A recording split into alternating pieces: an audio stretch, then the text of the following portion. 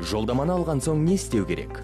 Электронды жолдама бұл бұрынырақ өтініште көрсетілген ата-ананың ұялы телефонына келетін SMS хабарлама. Электронды жолдаманы басып шығарудың немесе мектепке дейінгі мекемеге көрсетудің қажеті жоқ. Ол тек ақпараттық сипатқа ғана ие және жолдаманың табысты түрде берілгенін көрсетеді. Мәлімдеуші жолдама алу қызметін аяқтаған соң жолдаманы алу кезінде көрсетілген оның ұялы телефонына электронды жолдама келеді. Аталған электронды жолдамада жолдаманың берілген күні, белсендірілген күні, егер бұл жолдама бұрын брондалған болса, мектепке дейінгі мекемеге келу өтініші көрсетіледі. Электронды жолдаманың қолданылу мерзімі 5 жұмыс күні.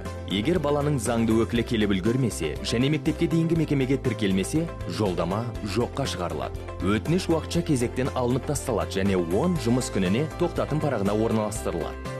Жолдаманың қолданылу мерзімі 5 күн аралығында сіз балабақшаға келіп, жолдаманы оның электронды жүйесінде тіркеуіңіз қажет. Ол үшін 5 жұмыс күні уақыт беріледі. Тіркеу кезінде мектепке дейінгі мекеме сіздің келісім шарттың шарттары мен басқа да ұйымдастыру кезеңдері жайлы ақпарат беріп таныстырады.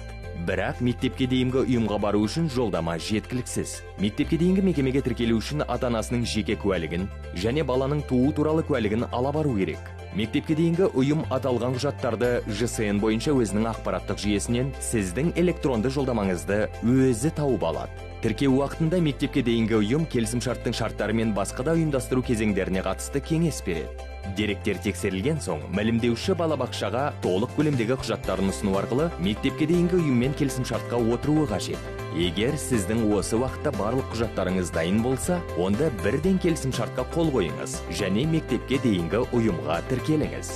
Келісімшартқа отыру үшін 10 күнтізбелік күн белгіленеді. Егер аталған кезеңде келісімшартқа отырып үлгермесеңіз, мектепке дейінгі ұйымға тіркелу жоққа шығарылады. Ал өтініш 10 жұмыс күніне тоқтатым парағына орналастырылады. 2 реттен артық жолдаманың қолданылу мерзімі кешіктірілсе, өтініш кезектен алынып тасталынады және қайтарымсыз бір жола мұрағатқа тапсырылады.